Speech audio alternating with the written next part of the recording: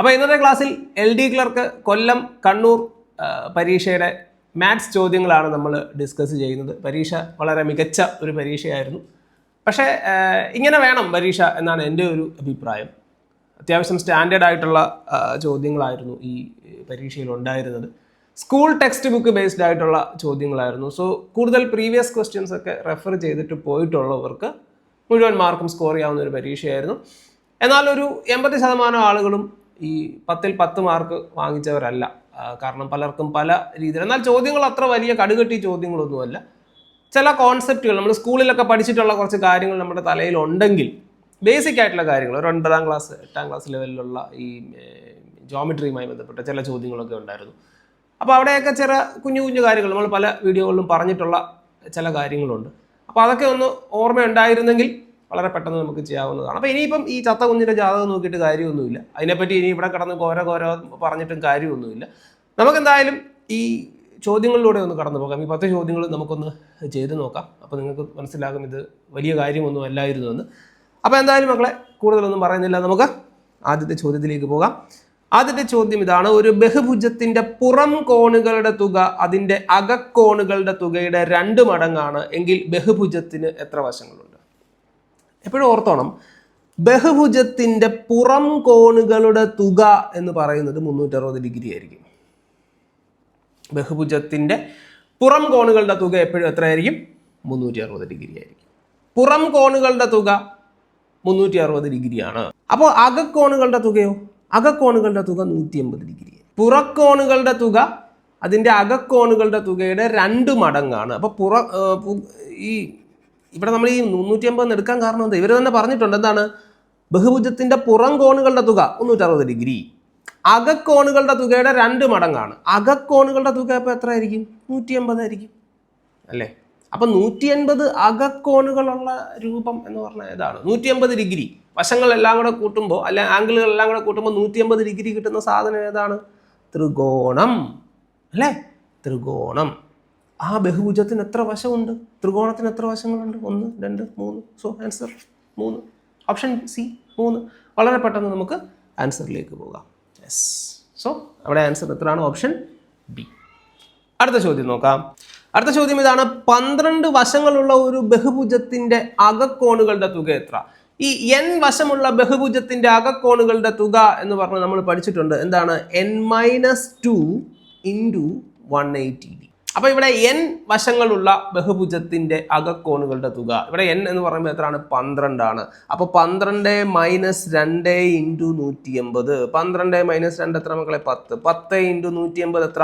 1800 degree. So answer എത്ര കിട്ടും? Option C 1800 degree. കണ്ടോ? വളരെ പെട്ടെന്ന് നമുക്ക് ചെയ്യാവുന്ന ഒരു ചോദ്യമായി. അടുത്ത ചോദ്യം: 2, 5, 8 എന്ന ശ്രേണിയിലെ എത്രാമത്തെ പദത്തിന്റെ വർഗമാണ് 2500? വലിയ സംഭവമാണെന്നൊന്നും വിചാരിക്കേണ്ട.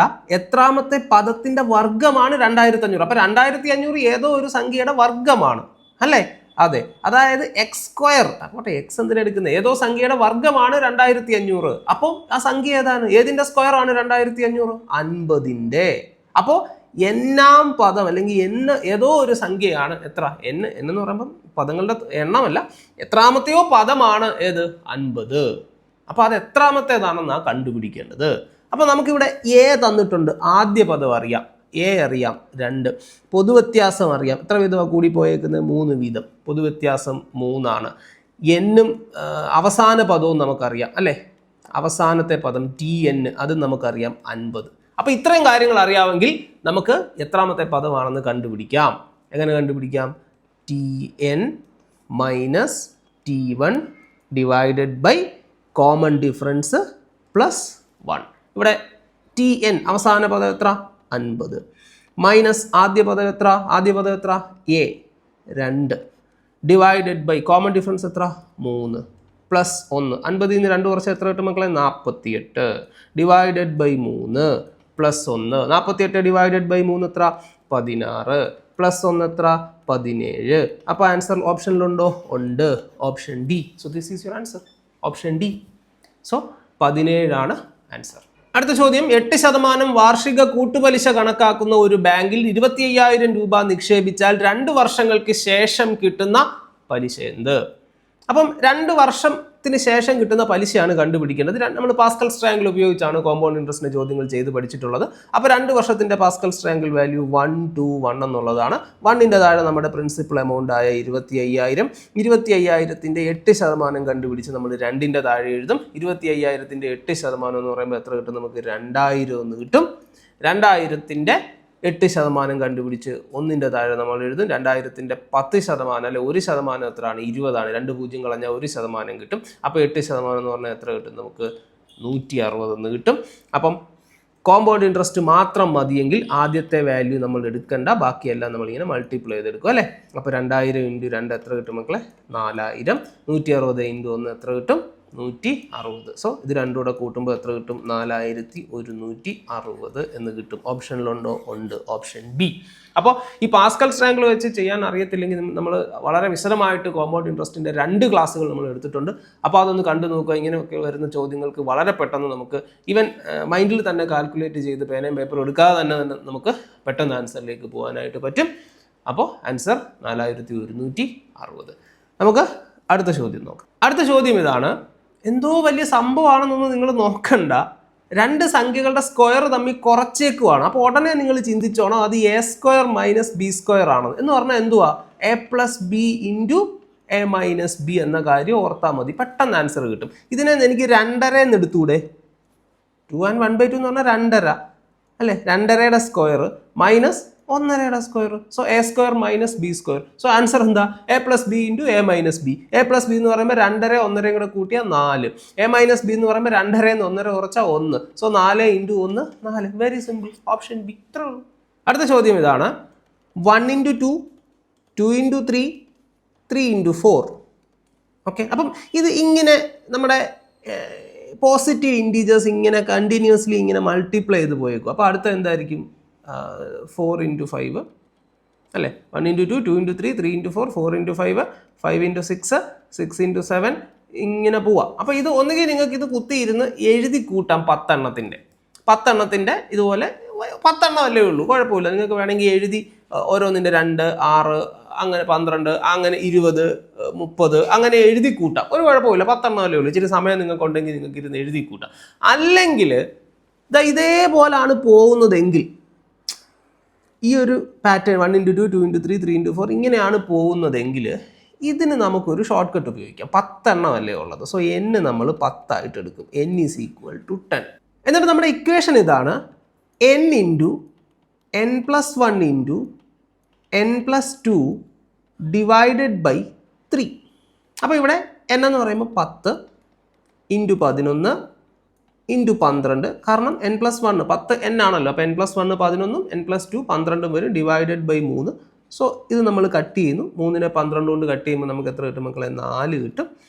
4 × 10 40 × 11 എത്ര കിട്ടും? 440 എന്ന് ആൻസർ കിട്ടും. Option C.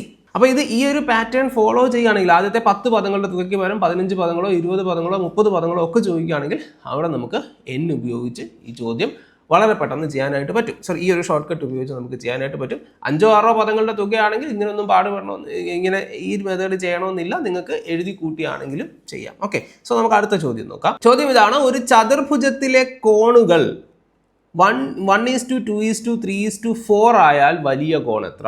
അപ്പോൾ ചതുർഭുജത്തിലെ കോൺ അളവുകൾ, ചതുർഭുജത്തിൻ്റെ കോൺ അളവുകളുടെ തുക എന്ന് പറയുന്നത് 360 ഡിഗ്രി ആയിരിക്കും.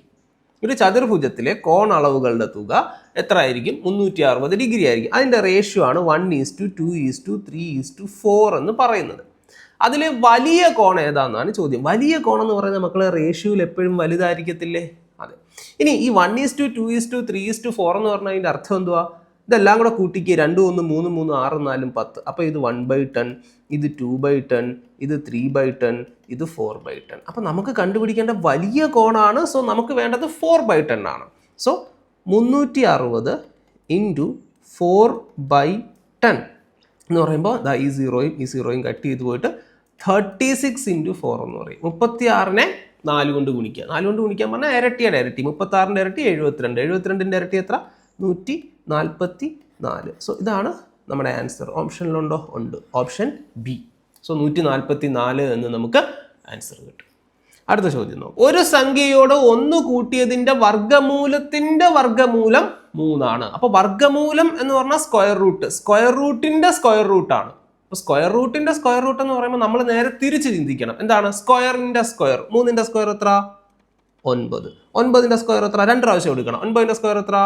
81. അതായത് ഒരു സംഖ്യയോട് 1 കൂട്ടിയതിന്റെ വർഗ്ഗം. അപ്പൊ ഇവമാർ എന്താ ചെയ്തേ? ഒരു സംഖ്യ എടുത്ത് അതിൽ നിന്ന് 1 കൂട്ടിയിട്ട് അതിന്റെ റൂട്ട് എടുത്തപ്പോഴാണ് ഇവമാർക്ക് റൂട്ടിന്റെ റൂട്ട് എടുത്തപ്പോഴാണ് 81 കിട്ടിയത്. അപ്പൊ 1 കൂട്ടിയതാണ് 81. 81 എന്ന് പറഞ്ഞപ്പോൾ 1 കൂട്ടിയിട്ടല്ലേ അതിന്റെ റൂട്ട് എടുത്തത്. അപ്പൊ എത്ര സംഖ്യ എത്ര? നമ്മൾ എന്ത് ചെയ്യണം? പറഞ്ഞതിന്റെ നേരെ ഓപ്പോസിറ്റ് ചെയ്യണം. 1 കുറയ്ക്കണം. 81ൽ നിന്ന് 1 കുറച്ചാൽ എത്ര കിട്ടും? 80. ഇനി പറഞ്ഞൊന്ന് ആലോചിച്ച് നോക്കിക്കേ. ഒരു സംഖ്യ 80, അതിന്റെ കൂടെ 1 കൂട്ടി 81, അതിന്റെ റൂട്ട് എടുത്തു 9, അതിന്റെ റൂട്ട് എടുത്തു 3. കറക്റ്റ്. അപ്പൊ നമ്മൾ ഈ പറഞ്ഞതിന്റെ നേരെ തിരിച്ച് ചിന്തിച്ചാൽ മതി. വർഗ്ഗമൂലത്തിന്റെ വർഗ്ഗമൂലം എന്ന് പറഞ്ഞപ്പോൾ നമ്മൾ വർഗ്ഗത്തിന്റെ വർഗ്ഗം എടുക്കണം. സ്ക്വയർ റൂട്ടിന്റെ സ്ക്വയർ റൂട്ട് എന്ന് പറഞ്ഞപ്പോൾ സ്ക്വയറിന്റെ സ്ക്വയർ എടുത്തു. അപ്പൊ 3ന്റെ സ്ക്വയർ 9, 9ന്റെ സ്ക്വയർ 81. ഇനി 1 കൂട്ടിയപ്പോഴാണ് 81 കിട്ടിയത്. അപ്പൊ നമ്മൾ 1 കുറച്ചു. സോ ആൻസർ എത്ര? 80. ഓപ്ഷനിലുണ്ടോ? ഉണ്ട്. Option C. Very simple. അടുത്ത ചോദ്യം. ഒരു വൃത്തസ്തൂപികയുടെ ആരം 2 മടങ്ങും ഉന്നതി 3 മടങ്ങും. ഈ ഇങ്ങും എന്ന് പറയുമ്പോൾ ഒരു ഇതുണ്ട് കേട്ടോ. 3 മടങ്ങ് ഉന്നതി 3 മടങ്ങ്. പോട്ടെ, തൽക്കാലം നമുക്ക് അങ്ങ് ചെയ്യാം. ഒരു വൃത്തസ്തൂപികയുടെ ആരം 2 മടങ്ങും ഉന്നതി 3 മടങ്ങും വർദ്ധിപ്പിച്ചത്. ഈ മലയാളത്തിലെ ചോദ്യങ്ങളുടെ കുഴപ്പമാണ്. ഇംഗ്ലീഷിലാണെങ്കിൽ ആ പ്രശ്നം വരുന്നില്ല. അപ്പോൾ നമ്മൾ ഈ 1+2 ആണോ അതോ 1×2 ആണോ അത് പോട്ടെ, ഇപ്പം ഞാൻ കൂടുതൽ പറഞ്ഞ് കൺഫ്യൂഷൻ ആക്കുന്നില്ല. ഒരു വൃത്തസ്തൂപികയുടെ ആരം 2 മടങ്ങും ഉന്നതി 3 മടങ്ങും വർദ്ധിപ്പിച്ചാൽ വ്യാപ്തം എത്ര മടങ്ങായി വർദ്ധിക്കും? ഇപ്പം തൽക്കാലം നമുക്ക് ആദ്യം ഈ വൃത്തസ്തൂപിക എന്ന് പറയുന്ന സാധനം, കോൺ, അതിൻ്റെ വോളിയം എന്ന് പറഞ്ഞാൽ എന്താണ്? 1/3 πr²h ആണ്. ഓക്കെ, അപ്പോൾ ഇവിടെ 2 വൃത്തസ്തൂപിക നമുക്ക് എടുക്കാം. ആദ്യത്തേത് 1/3 πr²h അതിൻ്റെ വോളിയം, രണ്ടാമത്തേതും 1/3 πr²h. ആദ്യത്തേതിൻ്റെത് നോർമൽ, അതായത് ഈ പൈ നമ്മൾ 2 സൈഡിൽ നമ്മൾ കമ്പയർ ചെയ്യാൻ പോകുമ്പോൾ 2 സൈഡിലും പൈ ഉള്ളതുകൊണ്ട് പൈ ഞാനും കളയുവാണേ. ഓക്കെ, നമുക്ക് എന്താണ് r²h. r എത്രയാണ്? ഇവിടെ നോർമലാണ് രണ്ടും, അതായത് 1ന്റെ സ്ക്വയർ ഇൻറ്റു h 1 ആണെന്ന് വിചാരിക്കുക. അങ്ങനെ തന്നെ ഞാൻ എടുത്തു. ഇപ്പുറത്തേക്ക് വരുമ്പോൾ /3, ഇപ്പുറത്തേക്ക് വരുമ്പോൾ 1/3 എന്നുള്ളതുകൊണ്ടാണ് ആ /3 അവിടെ എഴുതി കേട്ടോ. ഇപ്പുറത്തേക്ക് വരുമ്പോൾ എന്താ? 1/3 ഇൻറ്റു r². r എത്രയായി? 2 മടങ്ങായി. 2ന്റെ സ്ക്വയർ ഇൻറ്റു h എത്രയായി? 3 മടങ്ങായി. h എത്രയായി? 3 മടങ്ങായി. അതായത് 1 × 3.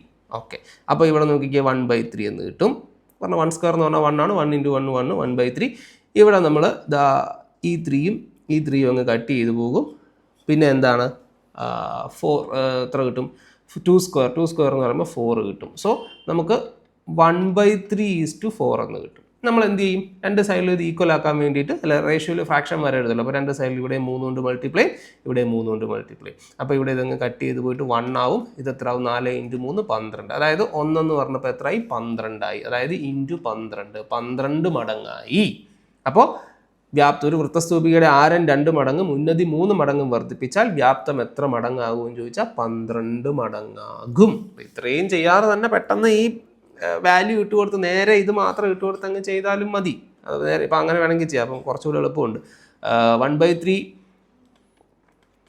ഇൻറ്റു 2² എന്ന് പറയുമ്പോൾ എത്രയാണ്? 4 അല്ലേ? പിന്നെ അല്ല, ഈ 2 സൈഡിൽ നമ്മൾ കമ്പയർ ചെയ്യുമ്പോൾ നമ്മൾ പൈ അങ്ങ് ഒഴിവാക്കും. പിന്നെ 4 × 3 എത്ര? 12. അങ്ങനെ എടുക്കുക. കാരണം 1/3 പൈ 2 സൈഡിലും ഉള്ളൂ. അപ്പോൾ നമ്മളതൊന്ന് കട്ട് ചെയ്തിട്ട് 4 × 3 12 അങ്ങനെ എടുത്ത് വേണമെങ്കിൽ നിങ്ങൾക്ക് പെട്ടെന്ന് ആൻസറിലേക്ക് പോകാം. സോ ആൻസർ എത്ര കിട്ടും? 12 മടങ്ങ്. വളരെ പെട്ടെന്ന് നമുക്ക് ആൻസറിലേക്ക് പോവാം.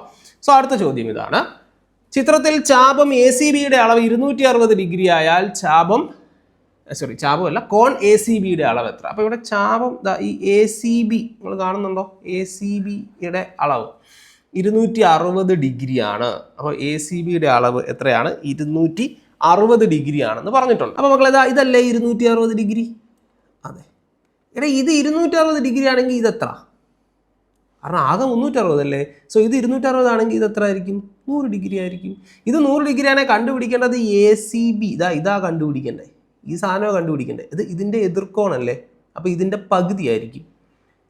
ഇതിൻ്റെ നേരെ ഇവിടെ വരുന്ന കോണല്ലേ? അപ്പോൾ ഇതിൻ്റെ പകുതി ആയിരിക്കും എന്ന് ഓർത്താൽ മതി. സോ കോൺ ACB is equal to 100 divided by 2 50 degree.